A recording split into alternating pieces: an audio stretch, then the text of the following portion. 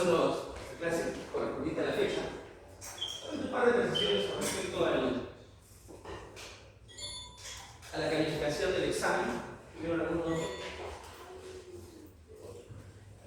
dudas. El examen estaba exótico. Todos comenzaron por un punto de regalo. Nadie puede tener menos 0,1. Ese punto se los di por haber venido a dar el examen. Por su foco físico, presencia, no sé. De ahí, las primeras 8 preguntas valían 0,5 cada una. Entonces tienen 4 puntos. Más el punto inicial son 5 puntos. Luego tenían 10 preguntas de verdadero o falso. Cada una valía medio punto. Tienen 5 puntos más. Vamos, 10. Y luego tenemos 10 preguntas de opción múltiple que está circulatorio más cardiovascular, más circulatorio y cardiaco. Ahí cada una valía un punto. Son 10 preguntas, tiene 20. Por si acaso, esa es la fórmula de calificación. Y hubo una estudiante que pidió revisión de examen y efectivamente yo había equivocado al sumar. Le corregí su nota, así que todavía tiene alguna duda con la nota. La compañera salía para revisar el examen, pero ya yo le cambié el sistema a su nota. Tenía su cálculo error, por si acaso. Por ahí estaba quería aclarar la puntuación, la ponderación de las preguntas. Muy bien. Hoy día nos toca hablar de otro sistema más, que es el sistema respiratorio. No sé cómo tenemos en el sílabo, si esta clase la tenemos partida en 2. Sí, hay respiratorio 1, que es vía respiratorio 2, que es. Ya voy a volver a utilizar mi comodín y hoy día voy a hacer la clase completa. Ya, para tener siempre una semana de que yo pueda presentarme. De hecho, lo ya no estoy acá, pero más rápido, así que por eso vamos a ponernos al día. Hacemos respiratorio y quedamos con ese comodín que se aplica siempre usualmente al cerrar. Si no lo gastamos antes, se aplica al cerrar el semestre. Una semana más para estudiar, entre comillas. Muy bien, ¿qué podemos decir del sistema respiratorio? De hecho, como se ve en esa imagen, el sistema respiratorio está conformado por 2 componentes importantes, en términos generales, ¿no? Un componente que se llama vía respiratoria, ¿no?, que es la responsable de conducir el aire. Solamente son un sistema de conductos, canales, como quieren llamarle, que conducen el aire, la vía respiratoria. Y el segundo componente es el componente de intercambio gaseoso, donde se produce realmente la respiración, básicamente, ¿no? Entonces tenemos vía respiratoria y región de difusión, así va a llamar los libros, o de intercambio gaseoso. Morfológicamente se sobreponen. Bueno, por fuera de los pulmones es fácil darse cuenta de la vía respiratoria, ¿no? La nariz con las fosas nasales, la cavidad nasal, la nasofaringe, la laringe, la tráquea y los bronquios principales. Todo se ve vía respiratoria. Pero una vez que los bronquios entran dentro del pulmón, bronquios lobulares, etc., eso ya es anatomía, se empiezan a mezclar morfológicamente con la región respiratoria, ¿no? Nosotros vamos a intentar explicarlo como si fuera un solo tubo que se va transformando esta parte respiratoria chiquita, porque ustedes saben que la última parte está montada sobre la anterior. Más o menos como conceptos generales. Entonces, decimos que el aire viaja, porque de hecho es lo que sucede, viaja por toda la vía respiratoria hasta la zona de difusión. El sistema respiratorio es una especie de puente entre el ambiente exterior y el medio interno de nuestro organismo, dice. Su arquitectura microscópica no es casual, o sea, está diseñada específicamente para cumplir con sus funciones, que son las de conducir el aire, filtrarlo, acondicionarlo y finalmente generar un intercambio gaseoso. No queda eso entonces solamente en la conducción del aire, sino que en esa conducción tiene que haber algunas modificaciones del mismo para que el intercambio gaseoso se haga bien. Y esas modificaciones son filtrarlo, es decir, quitarle cochinadas, ¿no?, partículas pequeñas, basura, etc. Acondicionarlo significa humedecerlo y entibiarlo, ¿no? Son las dos condiciones que se dan en el acondicionamiento. O sea, humidificar el aire y al mismo tiempo elevar la temperatura que está por debajo de lo necesario. Y el intercambio gaseoso. Y estas son las dos regiones anatómicas, la cavidad nasal, faringe, laringe. Ahí se produce la primera parte, filtrado y acondicionamiento. En el tracto inferior, que también sigue siendo al comienzo vía respiratoria, tenemos la tráquea, los bronquios, los bronquiolos, alveolos. Cuando aparece la palabra alveolo, ya hablamos de zonas de intercambio.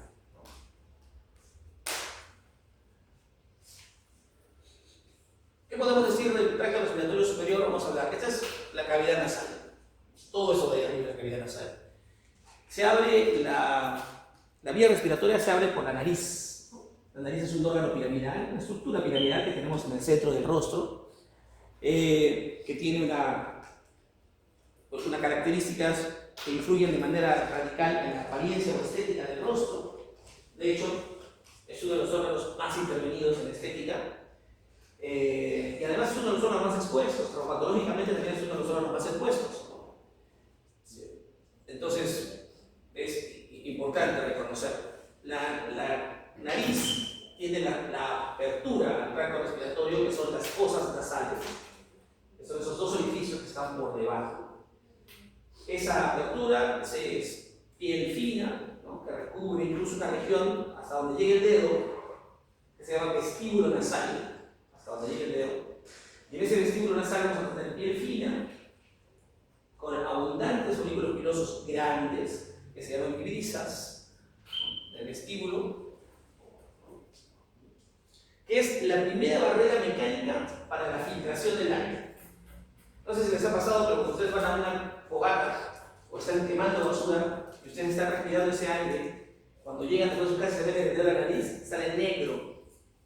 Porque esos pelos entrampados que tienen en la cavidad nasal, que algunos nos cortamos porque molesta o se ven feo, esos pelos están revestidos de moco y son como una trampa para las partículas más grandes, ¿no? Es como esas cintas amarillas donde se pegan las moscas. ¿No se han visto? Trampas de moscas, igual, que son trampas de pelos para las partículas grandes, ¿no? Y son esos pelos que se encuentran aquí en el vestíbulo nasal, ¿no? Hacia atrás del vestíbulo nasal, donde ya no entra el dedo, comienza lo que es realmente la cavidad nasal. Está dividida en el centro por el septum, ¿no? Es un hueso. Cavidad nasal. Entonces hay cavidad nasal para una región derecha y una región izquierda. Esa región se llama respiratoria, no porque sirva exclusivamente para respirar, realmente ahí no se respira, conduce aire, pero se llama respiratoria en honor a su epitelio, y a partir de ahí se convierte en el epitelio que se conoce artísticamente como epitelio respiratorio, por más que no respire. Es el epitelio pseudo-estratificado cilíndrico ciliado con células calciformes, ¿no? Entonces, esas son unos repliegues centrales de la cavidad nasal que se llaman cornetes. Las paredes laterales y parte del techo de la cavidad nasal. Es como una pirámide, pared de lípido así, ¿no? Tiene paredes laterales, pared central, techo y base. Epitelio respiratorio. Muchas glándulas productoras de moco, porque ahí se sigue produciendo moco para entrampar las partículas. Las partículas pequeñas que pasan entran a la cavidad nasal y se pegan en el moco de la pared. Y como el epitelio tiene una característica de ser certificado cilíndrico con cilios, esos cilios mueven el moco con partículas sucias hacia la parte exterior para que puedan ustedes sonarse la nariz y eliminarlo, o incluso algunos hacia la parte posterior para que puedan ustedes de vez en cuando deglutir un moco con partículas al tubo digestivo. El techo de la cavidad nasal, ahí acá arriba se ve, acá, ese techo, ese pedacito, histológicamente se ve como el resto, se ve igualito, pero en esa región se encuentra ubicada una zona que se llama epitelio olfatorio, porque en esa zona del techo de la cavidad nasal es donde se perciben los olores, ¿no? Si bien es cierto, es un ser certificado cilíndrico con cilios, sus características histológicas son algo diferentes, ¿no? Así se ve el epitelio del epitelio respiratorio, que acompaña desde la cavidad nasal hasta la vía respiratoria superior, pseudo certificado cilíndrico ciliado. Y en esta imagen se puede ver dos células grandes, hasta tres. Una, dos, se ve la zona apical, solamente la mitad de arriba de las células, y se ven los cilios, ¿no? Incluso en algunas zonas se ven los cilios que han sido cortados transversalmente, ¿no? Los noidiculae, eso ya lo conocen ustedes mejor que yo. En esa actividad ciliar hay mucho consumo de energía, por eso acá abajo hay muchas mitocondrias para que los cilios mantengan ese movimiento. Y hay mucha interacción actina-miosina, que es la que permite ese movimiento ciliar rítmico. ¿Sabían? Todo lo que tiene que funcionar para que los cilios cumplan con su función. ¿Qué pasaría si los cilios no se moviesen? No desplazarían mocos. ¿Qué pasaría si no desplazarían mocos? Ya, pero el moco se acumularía ahí, no podíamos tragarlo ni sectorarlo. Se acumula moco sobre moco sobre moco, y ese moco, cuando está mucho tiempo ahí, se convierte, así como cuando hacen cultivos de bacterias en el laboratorio, se convierte en un agar perfecto. Y las bacterias de la flora de la cavidad nasal colonizan ese moco y se infectan. Entonces tenemos una seria probabilidad de que ese paciente tenga enfermedades respiratorias infecciosas a repetición, porque su moco no se moviliza. A veces hay que aspirar al paciente, hay que hacer ejercicio para movilizarlo, no paras de cabeza, de golpear la espalda, y el moco sale como bloques. Hay enfermedades, como tenemos un rato, que están referidas a eso. Ese espacio del techo, este de acá, que quiere decir que era la zona olfatoria, la mucosa olfatoria, está vinculado con la lámina, ¿cómo se llama esa zona? ¿Ese hueso? La lámina cribosa, ¿no es cierto? De ese huesito que tiene forma de, como de un murciélago, ¿no es cierto? Y ya, ese huesito que tiene unos huequitos, es perforado, esa lámina cribosa, es porque por esos huequitos atraviesan axones de neuronas hacia esta zona del epitelio que se llama epitelio olfatorio. Cuando uno lo ve, es un sello identificado, científico ciliado, pero identifica ciertos tipos de células especiales. Por ejemplo, esta amarilla de acá, que tiene sus núcleos más o menos centrales, es la neurona sensorial, como célula olfatoria, ¿no? Y es la cuyo axón atraviesa la lámina cribosa para formar el nervio respiratorio, el bulbo olfatorio, y forma el nervio olfatorio. Esa es la célula que percibe los olores. Esta célula tiene unos cilios en la región apical, ¿no? Es donde interactúa el aroma diluido de los flujos de secreciones de la zona en el moco y despierta estímulos de esa neurona. Luego tenemos células basales, las chiquitas que están acá, y células además que sustentan, soportan, sostienen a las otras células, que se llaman células sustentaculares o de soporte, ¿no? Además, en esta zona hay un número especial de estas glandulitas que producen moco para diluir los olores, que se llaman glándulas de Bowman.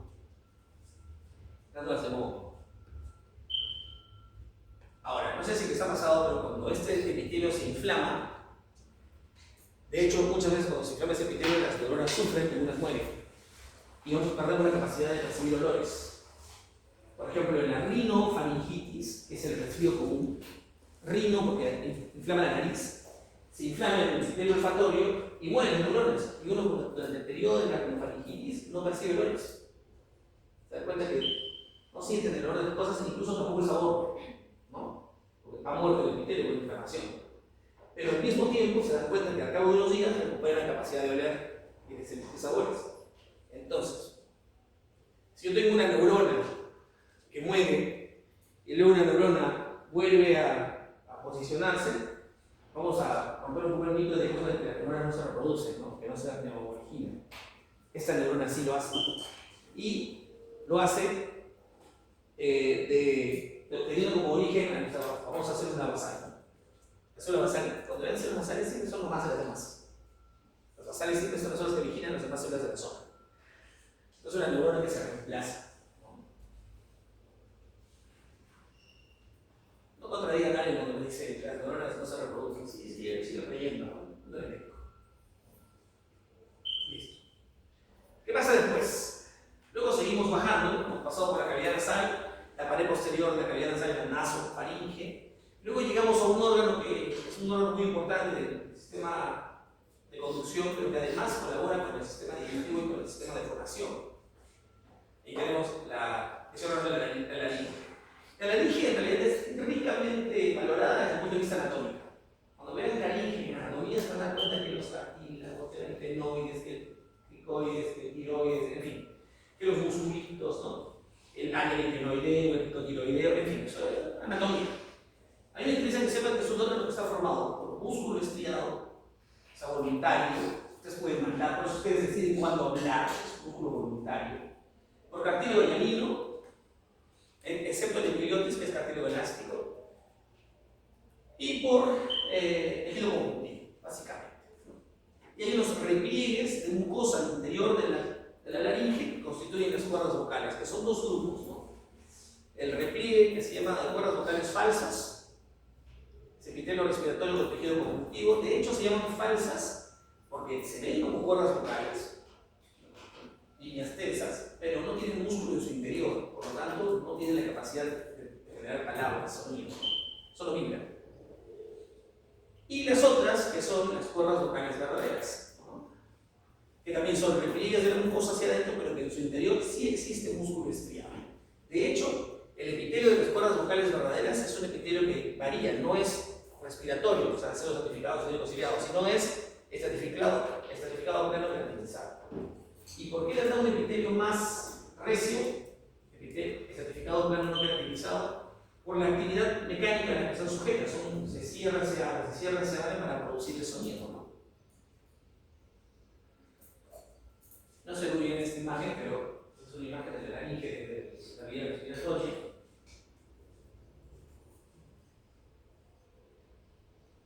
Bueno.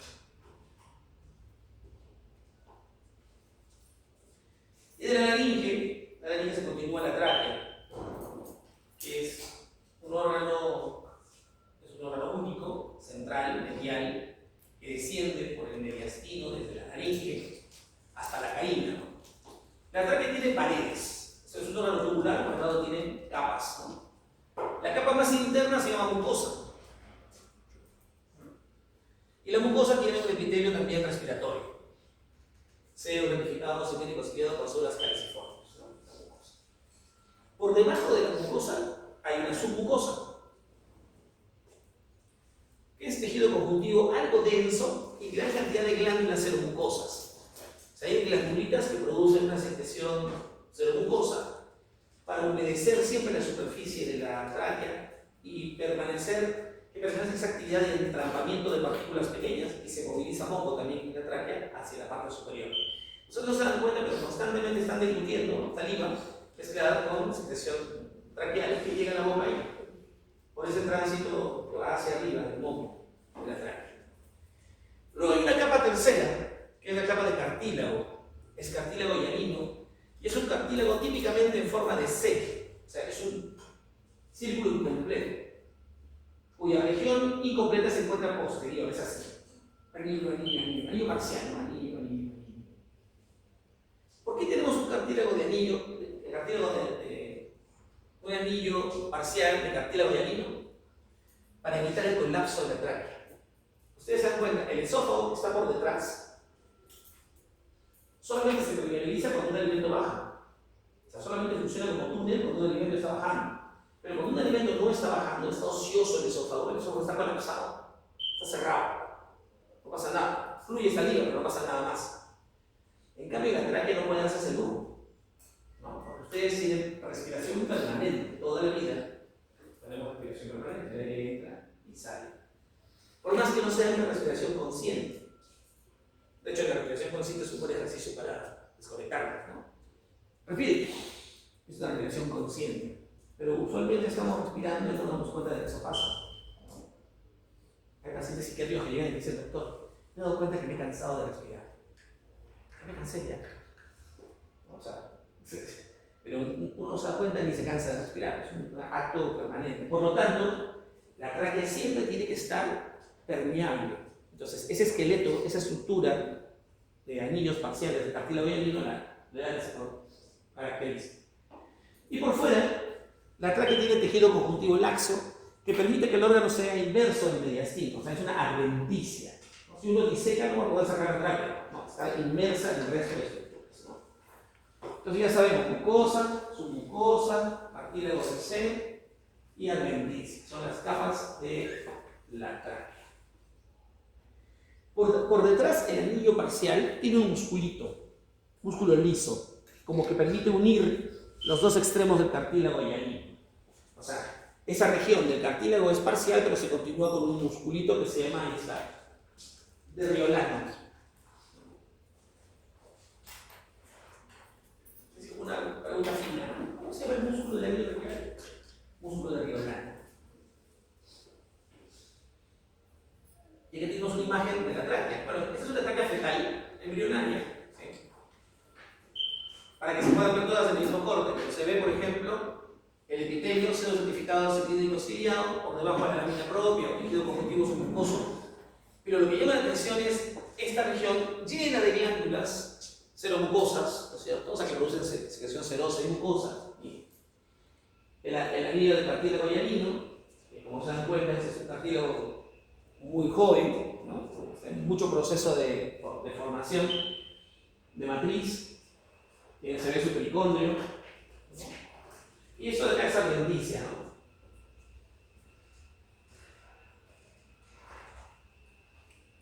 Bueno, la tráquea es un órgano único y central. Llega un momento en que la tráquea se divide en dos bronquios principales, ¿no? El bronquio derecho y el bronquio izquierdo. Esta sola división se llama carina, ¿no? Nombre de mujer, ¿no? La carina, dice, ¿no? Doctor, estoy haciendo una fibroscopía vía respiratoria y doctor llegué a la carina. Se ve cómo se bifurca la tráquea en dos, ¿no? Y de hecho, esos bronquios que son los primarios, o derecho e izquierdo, luego se convierten en bronquios lobares, que van a los lóbulos. Ya saben ustedes que el pulmón izquierdo tiene ¿cuántos lóbulos? ¿Han hecho eso todavía? No. Bueno, el derecho tiene dos, el izquierdo tiene tres, ¿no? Y luego hay lobares y se van ramificando por el interior del. Lo que va a haber, hay unas cosas que van variando de la estructura general que tiene la tráquea, van variando en los bronquios. Por ejemplo, en los bronquios principales, derecho, izquierdo, incluso los lobares, el epitelio sigue siendo seres notificados cilíndricos ciliados, o sea, respiratorio. Pero también es el cartílago hialino, pero ya no son anillos parciales, sino aparecen placas, así, placas. Una placa aquí, otra por acá, o sea, asimétricas. No son anillos simétricos uno bajo el otro, no, acá son placas, ¿no? Y músculo liso que une placas con placas. En los bronquios lobulares pasa lo mismo, pero las placas son más pequeñas, ¿no? Siguen habiendo glándulas. Y en los bronquios ya que van hacia los segmentos, cada pulmón tiene 10 segmentos, y esas cosas son interesantes porque la cirugía torácica de pulmones permite hacer extracciones de segmentos, de lóbulos o de pulmones totales, ¿no? Hay que conocer eso, los cirujanos conocen bien. El sistema cardiovascular es el que marca más o menos la distribución de estos segmentos. Aquí el cartílago se reduce, pero sigue existiendo. Mientras haya la palabra bronquio, sigue existiendo cartílago, pero predomina más el músculo en la pared. Como hay menos cartílago, aparece más músculo reemplazando a ese cartílago. Y es el músculo el que le da la estructura circular y el que mantiene la permeabilidad, ¿no? Entonces, por ejemplo, aquí tenemos un bronquio. Una cosa que también va apareciendo y empieza a llamar la atención es que, si se dan cuenta, el epitelio de la tráquea era un epitelio lineal, ¿no? En cambio aquí, el epitelio de este bronquio es un poco festoneado. Y a medida que se va reduciendo el diámetro de la vía de conducción de aire, se va haciendo más festoneado, ¿no? La mucosa y el epitelio. Abajo está la submucosa, y aquí se ve, por ejemplo, músculo liso, ¿no? Músculo liso y cartílago. También hay glándulas, ¿no? Glándulas. Mientras se va reduciendo, se hace un poco más caótica la organización, pero igual es funcional.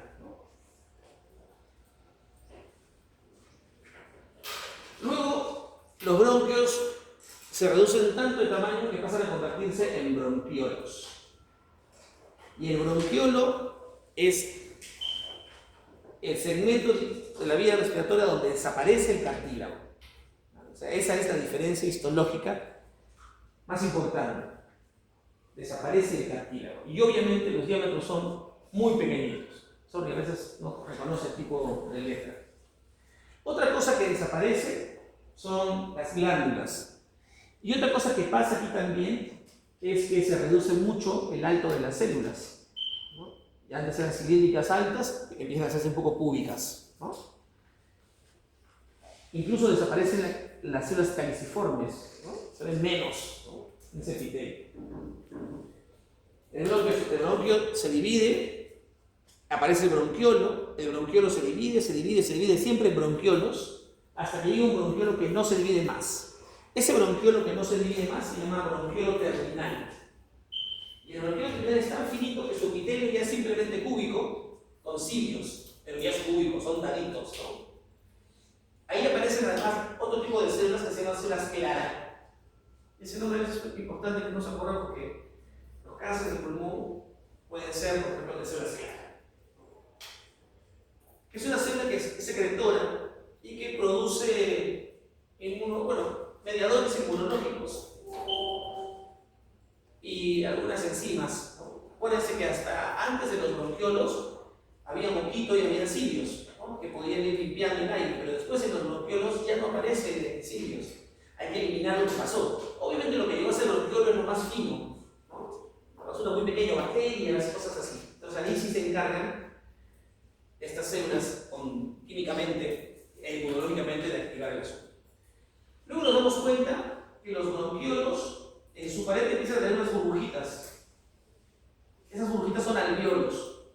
Entonces cuando tenemos una vía que hace dos cosas, conducir aire, pero al mismo tiempo tiene alvéolos, decimos que esa vía ya es un alvéolo, es un bronquiolo, pero un bronquiolo respiratorio, porque el alvéolo ya realiza intercambio. Es como que al tubo le aparecen chichones, y sus chichones son los alvéolos. Los alvéolos son esos, son saquitos que veremos un ratito, como un racimo de uvas aparece. Y aparecen las células que hacen el intercambio, en este caso el neumocito tipo 1, que veremos ahorita cómo se organizan. Entonces, es la zona donde ya comienza la función de difusión o la función de intercambio gaseoso. Arriba, ¿qué tenemos?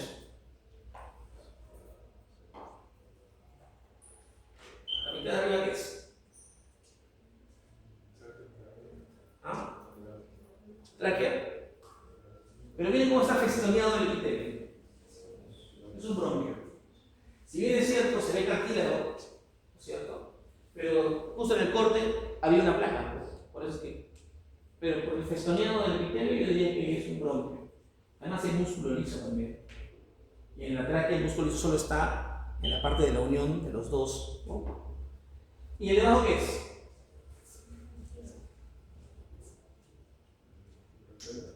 Claro, si ya no tiene cartílago, bronquiolo, ¿no es cierto? El epitelio está muy festoneado, es mucho más bajito y hay bastante músculo liso en la pared que le da la forma circular.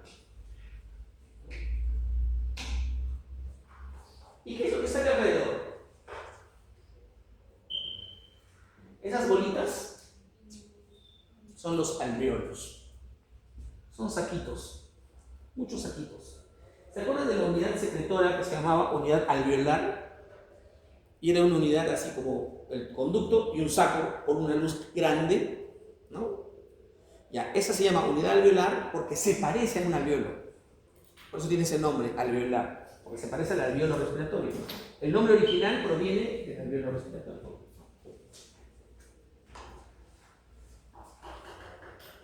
Ya, ahora bien. En esta imagen, yo veo poner acá mis fichitas. Ahí la vemos, ¿cierto? Ahí, está el dibujo. ¿Esto de acá qué es? ¿Qué es? Esto de acá es un bronquiolo terminal. Veo pared y pared, solo que el corte no es un corte transversal, es un corte longitudinal. Pero aquí hay un alvéolo probablemente, por aquí aparecen los, acá aparecen alvéolos. Acá hay un alvéolo, acá hay otro alvéolo, pero que enfrente hay pared bronquiolar. Por lo tanto, ese es un bronquiolo respiratorio. O sea, el de acá es un terminal y acá es un respiratorio porque ya tiene alvéolos en un extremo. Pero aquí yo ya tengo alvéolos frente a alvéolos. Eso ya no es un bronquiolo respiratorio, eso se llama conducto alveolar, porque en todo lado hay alvéolo. Y ya más allá, todo es parénquima pulmonar, todos son sacos alveolares. O sea, ya el aire fue conducido hacia ese lugar para que pase por el laberinto de sacos alveolares.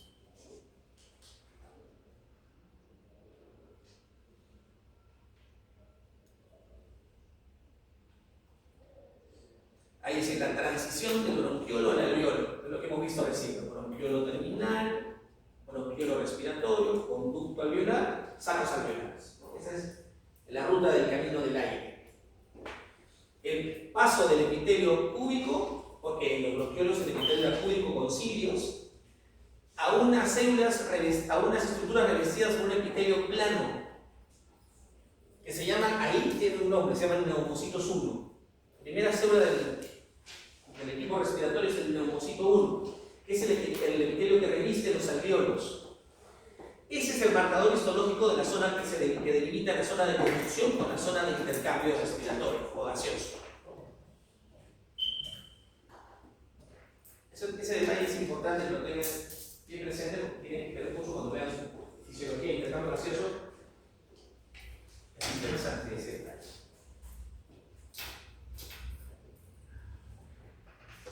Entonces, la organización distal de la vía aérea es bronquiolo terminal, bronquiolo respiratorio, conducto alveolar, sacos alveolares. Ya sabemos, el conducto alveolar son vías alveolares revestidas por todos lados por alveolos. Y de ahí vienen los sacos alveolares, que son agrupaciones terminales de formaciones alveolares, ¿no? O alveolos, que todos se abren hacia una misma zona. Ese lugar es donde el aire llega a su fin. Hasta ahí llegó el aire para ser intercambiado. Listo. Entonces tenemos acá un alveolo. El aire llega por arriba y cae en ese saco, ¿no? Donde acaba la vía conductora. En este saco yo tengo esta célula epitelial plana que lo reviste, que se llama neumocito 1. El neumocito 1 dice, es una célula plana que se encarga de revestir el 95% de la superficie de los alveolos. Y es la célula por la cual el aire, o sea, que puede ser atravesada por los gases. El neumocito 1 entonces forma parte de la pared de intercambio gaseoso. Además, en este alveolo, en los rincones, en las zonas, por ejemplo aquí, en los rinconcitos, aparece otro tipo celular que se llama neumocito 2. El neumocito 2. El neumocito 2 es una célula que madura y actúa en los últimos momentos de la gestación para producir lo que se conoce como surfactante pulmonar. Surfactante pulmonar. El surfactante pulmonar es una sustancia lipídica que reviste toda la superficie del alveolo para evitar su colapso. Lo pónganse a pensar, ustedes inspiran, cierran sus alveolos, ¿no? Si ustedes expiran, el alveolo colapsa, se cierra, pero nunca llega a cerrarse. ¿Por qué? Porque tiene un líquido que lo reviste, que lo lubrica, que es grasoso, y que evita que se cierre el alveolo. Si ese líquido no existe, el alveolo se cierra. Si ustedes vuelven a inspirar, algunos se cierran, algunos se abren y otros no se abren. Vuelven a inspirar, se cierran más. Se vuelven a inspirar y ya no se abren muchos. Eso le pasa a los bebés prematuros, que no tienen surfactante porque no ha madurado el neumocito 2 y el aire sale y colapsa el alveolo y no se vuelve a abrir. Y el tercer tipo celular que es importante, el neumocito 2 también puede dar origen a neumocitos 1. Puede reemplazar al neumocito 1. Y hay otras células que están sueltas, aquí, sueltas en la luz del alveolo, que se llama macrófago alveolar. Es otra célula del sistema mononuclear fagocítico, parecido a las células de Langerhans, ¿se acuerdan? A las células, a los macrófagos que hemos visto en varios estructuras de conjuntivo, y que te trae lo que pasó. O sea, todo lo que no fue entrampado con los pelos, con el moco, ¿no? Que no fue destruido por las células claras y sus síntesis de enzimas, es finalmente comido por el macrófago, porque el aire tiene que ser purísimo para el intercambio. ¿Y qué entendemos por intercambio gaseoso? ¿Qué es intercambio gaseoso? Es recibir oxígeno y eliminar CO2. Ese es el intercambio. ¿De dónde viene el oxígeno? Del aire que respiramos. Un porcentaje interesante, no el más grande, del aire es oxígeno, ¿cierto? ¿Y de dónde viene el CO2 que vamos a eliminar? Del metabolismo de todas nuestras células que fue llegado por la sangre venosa hacia nuestros pulmones, ¿no es cierto? Sangre venosa contenía arterias pulmonares, ¿no? Eso ya lo conocen ustedes. Ahora, significa que yo tengo que hacer que el oxígeno del aire llegue al glóbulo rojo que va a transportarlo y que el CO2 que está en la sangre, en ese glóbulo rojo, salga hacia el espacio donde esté el aire para que pueda salir con la expiración. Eso que tiene que atravesar el oxígeno y que tiene que atravesar el CO2 se llama barrera de intercambio gaseoso. Este es un alveolo. Por fuera del alveolo hay un entramado vascular. El entramado vascular que envuelve el alveolo tiene arterias, ¿no? Bueno, arterias muy finitas, capilares que tienen sangre venosa, rica en CO2, que tienen que dejar su CO2 acá y tienen que captar de acá el oxígeno y salir como sangre arterial, que es transportada por venas, ¿no es cierto?, hacia el corazón izquierdo. Entonces, esto que está acá, esto de acá, es la barrera de intercambio gaseoso, porque de acá tiene que pasar el CO2 y de acá tiene que salir el CO2, perdón, el oxígeno, ¿no? El oxígeno. Eso que está acá, es eso que está acá. Solo que al revés, ¿no? Acá está el vaso sanguíneo, hay un glóbulo rojo, y acá está la pared del alveolo, acá está el neumocito 1. ¿Qué forma la barrera? La barrera la forma primero, ¿qué tenemos acá adentro? Pero, ¿qué tenemos encima del neumocito 1? ¿Qué? El surfactante. Acuérdense, el surfactante ilustra, reviste toda esta superficie. Entonces, primera estructura que debe pasar, vamos a hablar del oxígeno, ¿ya? El oxígeno es el que pasa de acá a acá. Surfactante. Luego, ¿qué tiene que atravesar ese oxígeno?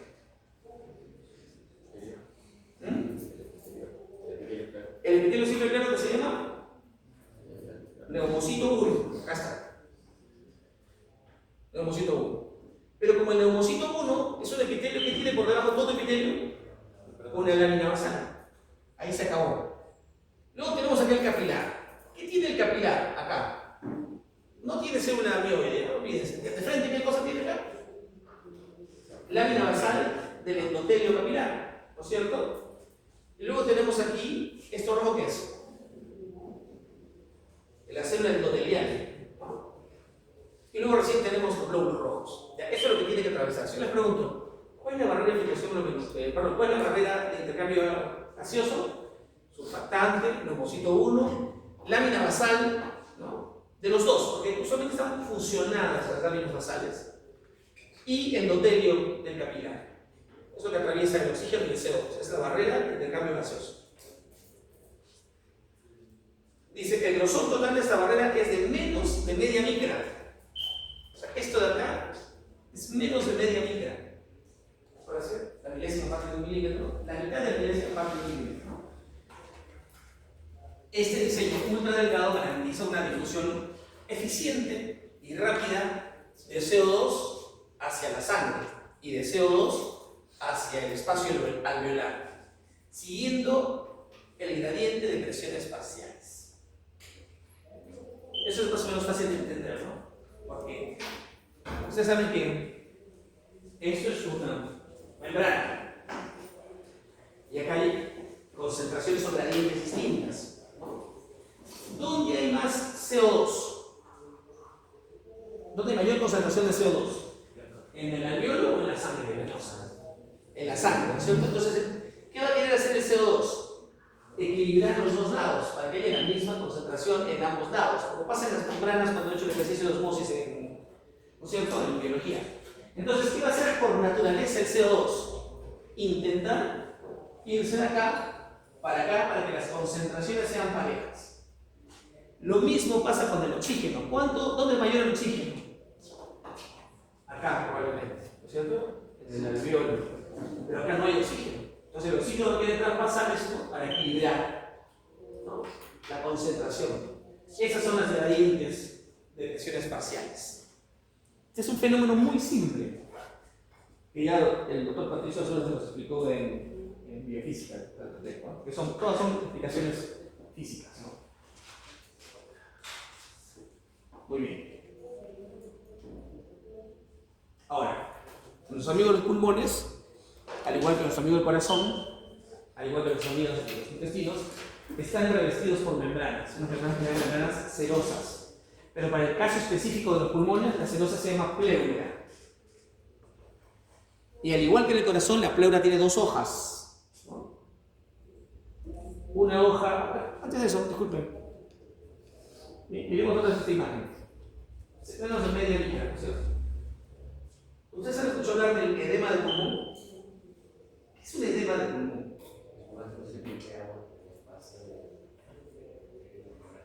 Claro, es cuando esto de acá, que están fusionadas las membranas basales, se llena de agua. Por varias razones, porque no podemos movilizar el agua, porque no hay proteínas en la sangre. Hay varias razones para que el agua se empiece a escapar del intravascular al intersticio, y eso es un intersticio. Entonces, si yo lleno de agua esto, la pared se va a ¿qué cosa? ¿La barrera qué va a pasar? Se va a engrosar. Ya no va a ser de 0,5 micras, podría ser 0,8, 0,7, 0,8 micras, 1 micra. Entonces ese paciente ya no va a tener esa difusión de gradientes tan fácil. Se va a enlentecer. Y si yo escucho su pulmón con mi citoscopio, voy a sentir el agua. Cada vez que respira ese paciente, crepita el pulmón. Cada vez que hay una aspiración. Y eso nos puede matar. Entonces le pregunto, ¿qué es el edema de pulmón? Es un incremento de agua en el intersticio, ¿no? De las paredes de intercambio gaseoso, sobre todo en la membrana de intercambio aire-sangre, dificultando el transporte de gradientes y generando dificultad respiratoria y baja de saturación, ¿no? Ya. Estamos hablando de la pleura. La pleura tiene dos capas. Una capa que está pegada al pulmón, es decir, al parénquima pulmonar, aquí, y otra capa que está por encima de esa, que no se ve acá en esta imagen, debería estar por encima, ¿no? Un pellejo que la reviste, pero entre ambas capas hay un espacio, que se conoce como espacio pleural o cavidad pleural. Los libros viejos dicen siempre, es un espacio virtual, no real. Claro, pero cuando uno lo ve, cuando uno corta, no lo ve. Sabemos que existe, pero no lo ves. Pero eso permite, por ejemplo, que nosotros para respirar, el pulmón acaricie una pleura sobre otra pleura, para que se acaricie con suavidad, ese espacio está lubricado por un líquido sedoso. Entonces tenemos las dos, la capa visceral pegada al pulmón y la capa parietal está pegada a la cavidad torácica. Y entre los dos hay una lubricación. Entonces el pulmón resbala tranquilamente sobre sus dos capas. ¿Qué pasa cuando el pulmón se inflama? O cuando ese ejercicio mecánico se infecta. A veces las pleuras son sujetos de infección. De hecho, hay una bacteria que le encanta irse a la pleura. El Mycobacterium tuberculosis, en su forma más se va a la pleura e inflama las dos hojas. Y ese espacio que es virtual se llena de agua. Se convierte en un espacio real. Si yo le robo espacio al pulmón, porque estoy quitando el espacio al pulmón, no tiene para dónde irse el pulmón, el paciente va a respirar cortito, pero no tiene cómo expandir todo el pulmón. Aquí se ve, por ejemplo, esta es una imagen donde está el pulmón, la pleura visceral, y esa es la pleura parietal. Y entre ambas pleuras no debería existir ese espacio, pero acá ha habido líquido, porque está inflamada la pleura. A veces se inflama el pulmón e inflama la pleura y se llena de líquido. El líquido ocupa un espacio y reduce el espacio del pulmón. Eso se llama derrame pleural. Y miren esa imagen, es una radiografía. El pulmón, así se ve. El aire en la radiografía se ve negro. Se ve negro. Por lo tanto, yo tengo que ver los dos pulmones negros. Cuando te toman la radiografía te dicen, a ver señor, inspire. Yo tomo la radiografía. Entonces se ven los pulmones grandes, expandidos y negros. Acá le dijimos a ese paciente, a ver, respire. ¿Qué es esto? Una mancha blanca. Y no es el corazón, porque el corazón se dibuja por acá abajo. Todo eso de acá que está aquí, esa línea, acá se ve bonita, línea, ¿qué es esto? Es agua. Es un derrame pleural. Miren, cuando completan ustedes evaluar a ese paciente, van a auscultar y van a ver que el aire pasa bonito por acá. Y cuando llegan a auscultar acá, no pasa. Cuando percutan acá, suena hueco. No suena bonito. Pero cuando percutan acá, suena como hígado, como una masa. Y si se pueden escuchar en el rango pleural, van a encontrar unos vibratos que se llaman vectoriloquia áfona. O sea, son cosas muy ricas en la semiología. Que en realidad, cuando lo vean, ¡oye, vengo acá, escuché una vectoriloquia! A ver, señor, diga 33, o lo pongo un nombre de esos. Escucha bien loco en el pulmón. Y eso es de rango pleural. Fíjate, eso es de rango pleural.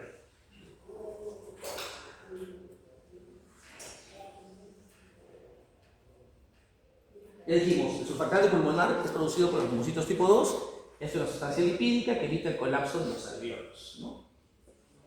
Es una mezcla de fosfolípidos y proteínas. Su naturaleza principal es lipídica, ¿no es cierto? Y lo que hace es reducir la tensión superficial del líquido alveolar, ¿no? Es un reductor de la tensión superficial. Eso hace que se facilite la expansión pulmonar cuando uno inspira, ¿no? Previene el colapso al expirar, ahí queda, no se basta a cerrar. Y su deficiencia causa un problema muy común del prematuro que se llama síndrome de dificultad respiratoria neonatal. ¿Cómo salvarían a un niño que tiene síndrome de dificultad respiratoria neonatal? Nació con 29 semanas. El primer día dice, satura 80. Diagnóstico de cabeza, síndrome de dificultad respiratoria neonatal. ¿Qué hago?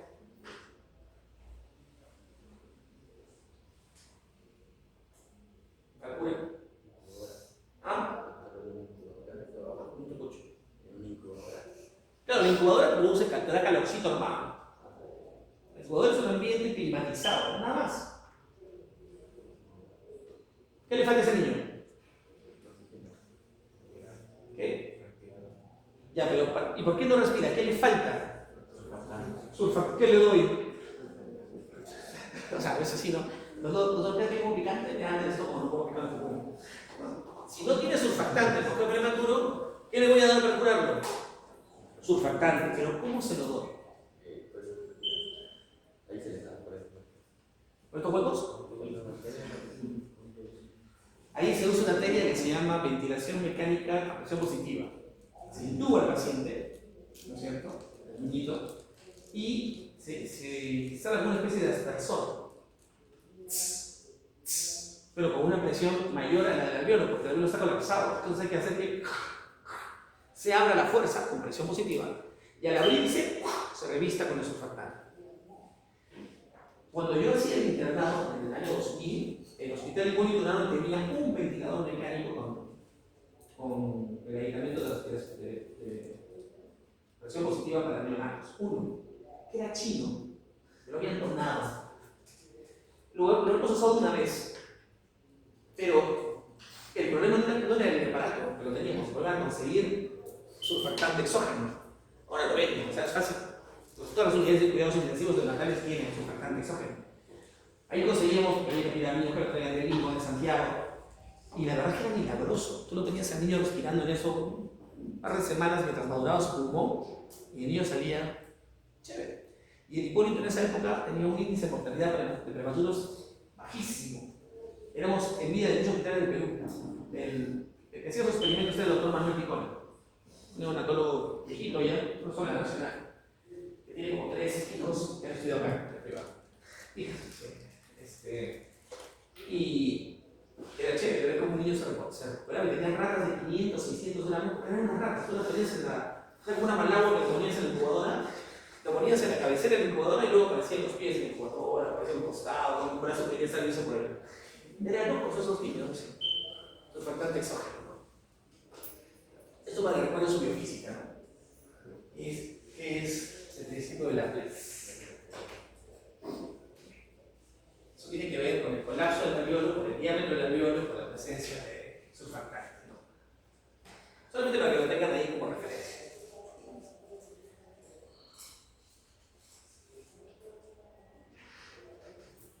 Muy bien, habíamos hablado del acondicionamiento del aire. El aire para que pueda intercambiarse no puede ser pues, un aire siberiano, ¿no? O una humareda de quemada de basura. No, el aire tiene que ser un aire preparado para el intercambio. ¿Cómo se prepara el aire? Primero se calienta. Es un aire caliente, ¿no? Hot aire, ¿no? ¿Cómo se calienta el aire? La primera El primer mecanismo de calentamiento de aire es al ingreso del aire. En la cavidad nasal tenemos unos repliegues de mucosa central que se llaman cornetes. ¿Se acuerdan? El cornete, si yo lo diseco, voy a encontrar epitelio estratificado, seno estratificado sólido ciliado, y por debajo una lámina basal con tejido conjuntivo escaso, y por debajo voy a encontrar unos senos vasculares. ¿No? Unos senos vasculares, o como ustedes prefieren llamarles sinusoides vasculares, llenos de sangre. Entonces, cuando el aire entra frío, el cornete siente el aire frío y ¡frum! Se llena de sangre a 37 grados centígrados, el aire choca con el cornete y se entibia. Como ustedes ponen el calefactor en el cuarto, esos calefactores eléctricos, lo enchufan, ese calefactor no irradia calor, el aire que se moviliza al chocar con el calefactor cambia de temperatura y sigue circulando. Hablo de las calefacciones instaladas en casas, no de los irradiadores, ¿no? Así funciona igualito el cornete. De hecho, si ustedes abren el congelador, abren el congelador de cabeza y respiren aire helado, van a sentir un fenómeno que decimos comúnmente, doctor, se me tapó la nariz, ¿no? Porque el aire no pasa. ¿Qué va a pasar? Pues el aire helado. El cornete se llenó de sangre y el aire tiene que chocar bien, calentarse bien para recibir pasar. Ese fenómeno de éxtasis sanguíneo es el mismo éxtasis que sucede en el pene cuando el pene se erecta.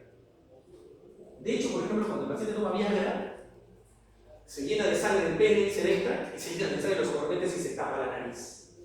El paciente cuando viene con intoxicación por Viagra dice, doctor, no puedo respirar. Siento que se me pone la nariz feo, ¿no?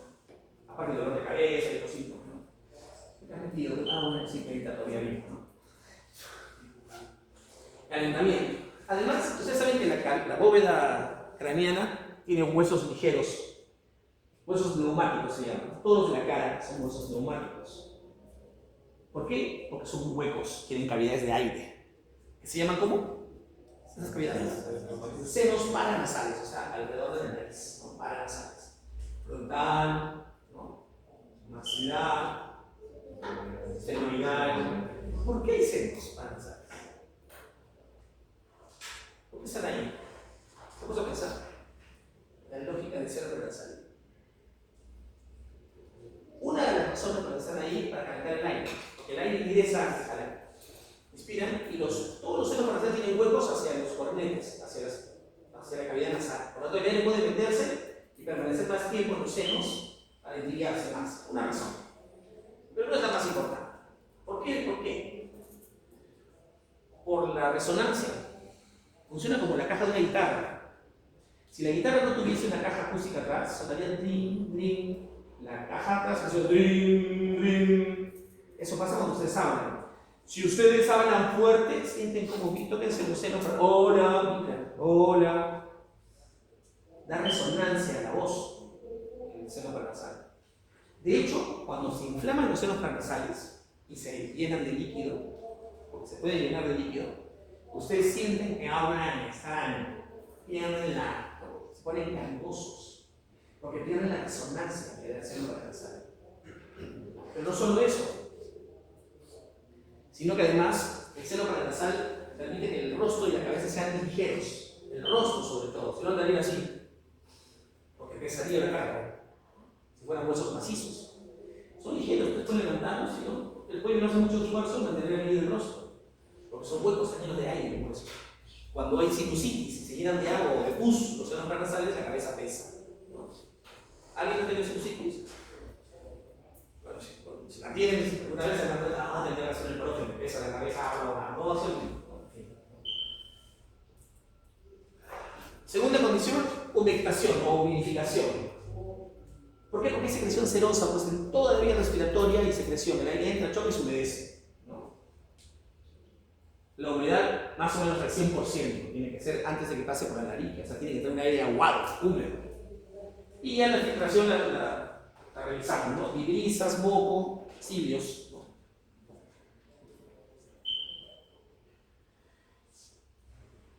Ya la limpieza la revisamos también, los cilios se mueven hacia arriba, movilizan el moco, que tiene basura. Hay una enfermedad que se llama síndrome de Cartagena, ¿lo han visto en el medio? o enfermedades serios y móviles. Tomen nota, es interesante.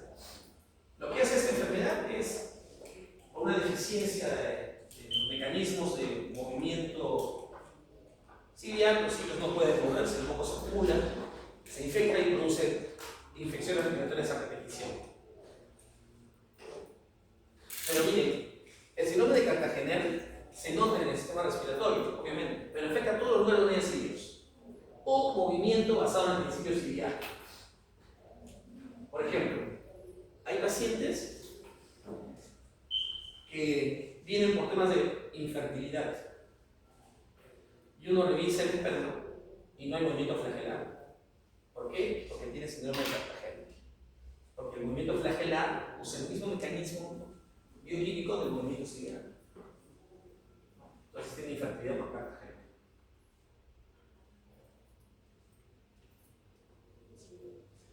Pero el sistema respiratorio también sirve no solamente para el intercambio gaseoso, ese es el más importante de esos mecanismos, pero nos permite la fonación, la comunicación sonora, depende de la laringe, que está adscrita al sistema respiratorio. La percepción de los olores está adscrita al sistema respiratorio, la mucosa olfatoria, y uno moviliza el aire para que entre en contacto con esos neurones y se perciba, ¿no?, el olor. Y acá debería decir endocrino. Sorry, pero ciertas que no reconocen el PowerPoint. Porque hay un grupo de células que producen algunas hormonas, ¿no?, que pertenecen al sistema DNES. También hay macrófagos alveolares que participan de manera coordinada en regulación inmunitaria y neuroendocrina local.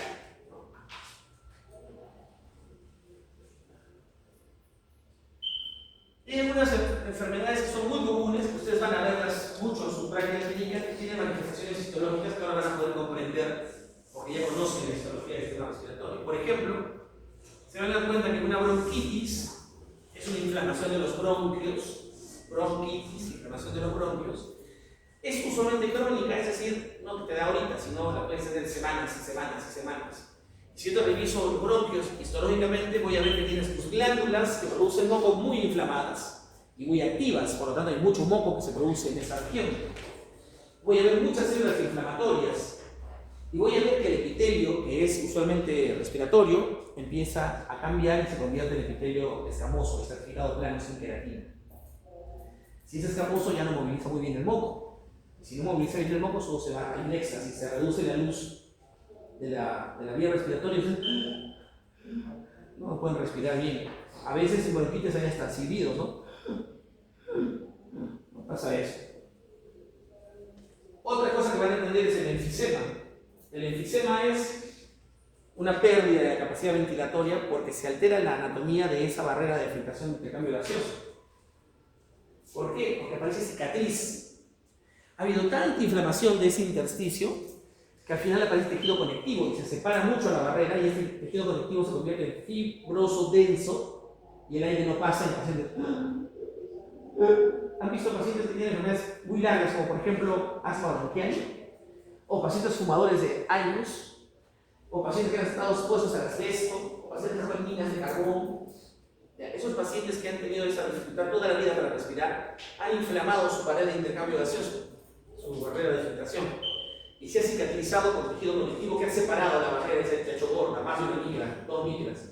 Ese paciente a los 50 años termina usando oxígeno, ¿no?, porque no puede intercambiarse con el oxígeno más saturado y termina muriendo ahogado, al cual ahogado joven. Bueno, y la neumonía, que es causada usualmente por bacterias o algunos virus pequeños, genera una inflamación, pero la inflamación en el caso de la neumonía inflama los alvéolos y los llena de secreción, ya no la vía respiratoria como la bronquitis, sino el alvéolo mismo. Y si el alvéolo se llena de pus o de agua, también la barrera se engruesa, ¿no?, o se tapa totalmente, el paciente puede morir.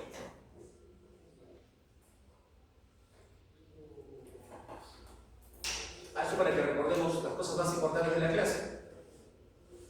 El primero debe ser 1, no esas siglas en japonés. Y el otro debe ser 4. Ya saben para qué sirve cada uno de esos segmentos, esos componentes histológicos. Para qué sirven las grisas y el moco, para qué sirve enciliado, para que sea el cartílago y el músculo liso, el rol de los trombocitos y la barrera alveolo-capilar. Muy bien. Hemos hecho todo respiratorio. Es una clase corta. Es una especialidad médica que dura 3 años y que te hace neumólogo. ¿No es cierto? ¿Sí hay alguna pregunta? ¿Cuál es? No está muy claro. De hecho, yo es la primera vez que hago esta clase. Siempre la hacía el doctor Guevara. Señorita. El asma funciona como una inflamación crónica de la vía respiratoria, sobre todo bronquiolar, bronquios finos y bronquiolos. ¿Y qué es lo que sucede en el asma? Primero que se desencadena por un fenómeno alérgico, entre comillas, ese tipo de hipersensibilidad tipo 1. O sea, el aire tiene algún alergeno que desencadena que la vía respiratoria se inflame. Y al inflamarse lo que hace es, ¿quién mantiene permeable los bronquiolos? ¿Qué estructura de la pared mantiene permeable los bronquiolos? Bueno, fuerte por seguridad. ¿El cartílago? No, pues el bronquiolo no es cartílago. Entonces, ¿quién le da permeabilidad? El músculo liso. Entonces, si yo tengo inflamada la pared del bronquiolo, hay un fenómeno además de hipersecreción glandular, entonces se llena de agua, y el músculo intenta abrirlo, es como cuando haces pesas. Hace un ejercicio permanente para poder abrirlo, entonces el músculo se hipertrofia. Y al final se hace tan grueso que cierra también la pared del bronquiolo. Y al cerrarse la pared por inflamación de todas las estructuras, del músculo liso, glándulas y moco, el aire no pasa. Y al no pasar, hay dificultad respiratoria. Fácilmente identificable, porque como se reduce la luz, aparece un silbido típico, ¿no? Dice que el pulmón silba, ¿no? Si te asmático, a veces eso lo escucha el doctor Turumichisi. ¿Por qué? Escuchen. Ronquidos y silbidos aparecen. Más silbidos. Es una inflamación crónica, la verdad. El paciente puede estar haciendo su vida normal y tú lo escuchas y está silbando. O ya tiene hipertrofiada su vida, ¿no? Por eso el tratamiento para el asma hoy es antiinflamatorio. Se usan dilatadores, pero se usan antiinflamatorios. Por muchos años, ¿no? Por ahí va un poco. Aumento de la secreción, primera característica, y segundo, obstrucción por un manejo inadecuado de la vía permeable del músculo liso. ¿Alguna otra duda?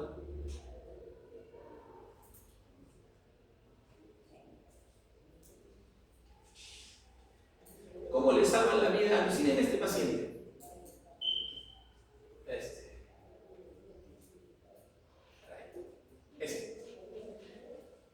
Llega el paciente y dice, doctor, y me duele. La radiografía, así 5 minutos, comienza todas las emergencias, ¡pum! La radiografía. ¿Qué haces? La madre va a dar una aguja gruesa o un tubo torácico y le sacan. Le sacan de la, y el paciente es como que, doctor, lo amo. Es típico. ¿Dónde mete la aguja? Estamos a pensar dónde mete la aguja.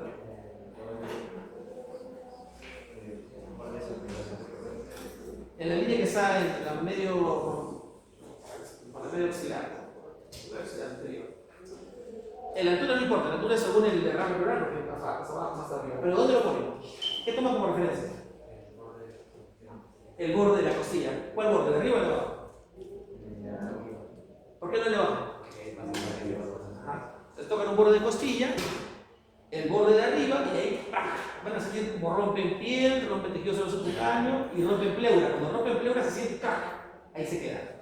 Eso es el pulmón, ¿no? Rompen y empieza a salir líquido por la manguerita que está en esa aguja.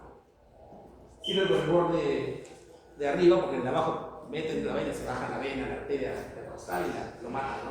Se sangraba al paciente.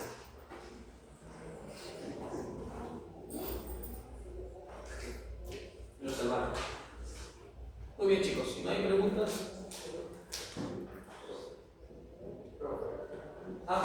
Dígame, ¿qué es la sarcoidosis? Sarcoidosis. Hay muchas enfermedades por depósitos. O sea, por depósitos de sustancias. alguna razón. Muchas de ellas son razones reumatológicas y que interfieren con algunos procesos metabólicos normales, ¿no? Por ejemplo, se van a las barreras, a la barrera de filtración auricular, que puede producir daño renal, insuficiencia renal. Se pueden ir acá, ¿no es cierto? Y acumularse en los espacios de filtración y producir dificultad respiratoria, ¿no? Así como hay varias, la amiloidosis es la más conocida. Pero cuando escuchamos esas terminaciones son depósitos por falla metabólica de algo, no sé, en el caso de la sarcoidosis pasa fisiológicamente eso. ¿Por qué? ¿Qué les han preguntado a los sarcoidosis?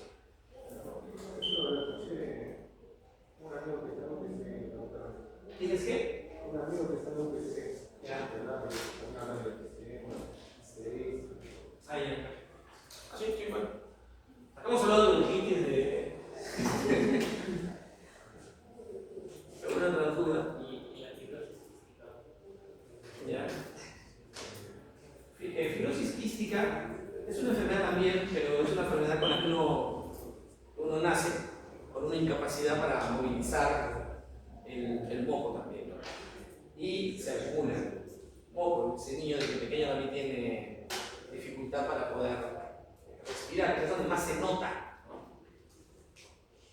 Da pena porque ese niño está condenado siempre a fisioterapia respiratoria, movilización de moco, aspiración. Bueno,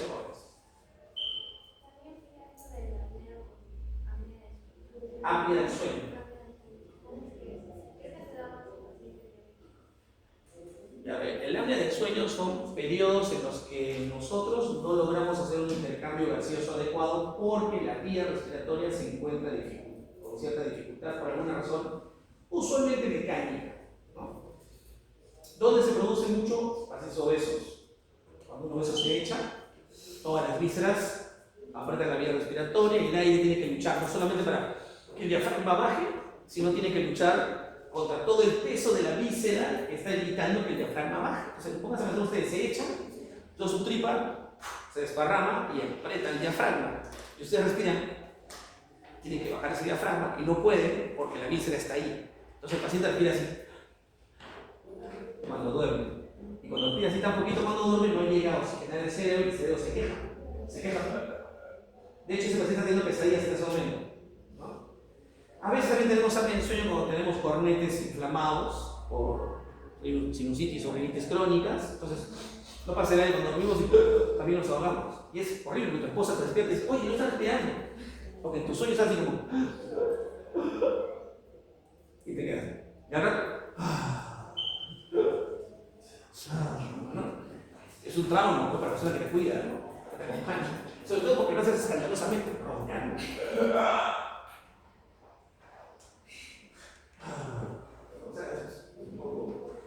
Se usa, cuando no son obesidades, no se usan fármacos mecánicos, oxígeno complementario, en fin. Los odontólogos han formado buenos equipos para manejar apnea del sueño. Una manera efectiva.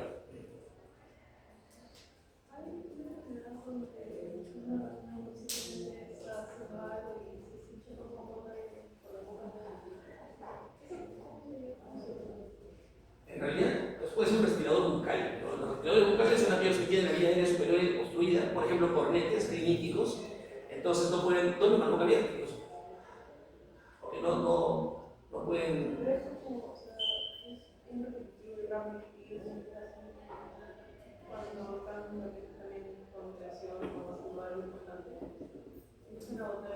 Puede estar vinculada a la apnea del sueño que mencionamos, compañeros. Ese ronquido es recortado cuando respiras.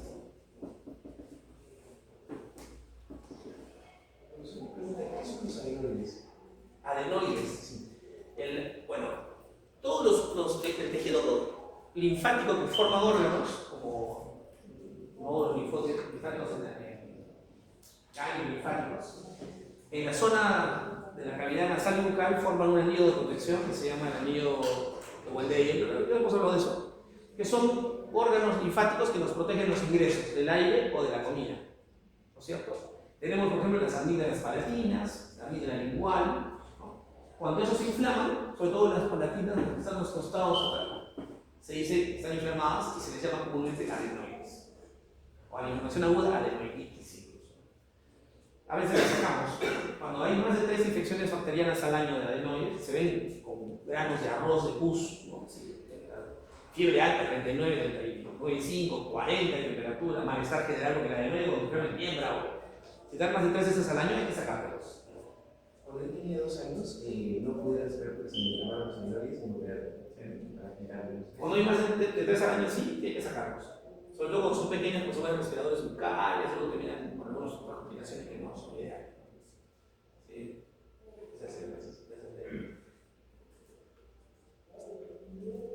ya chicos, y nos quedamos.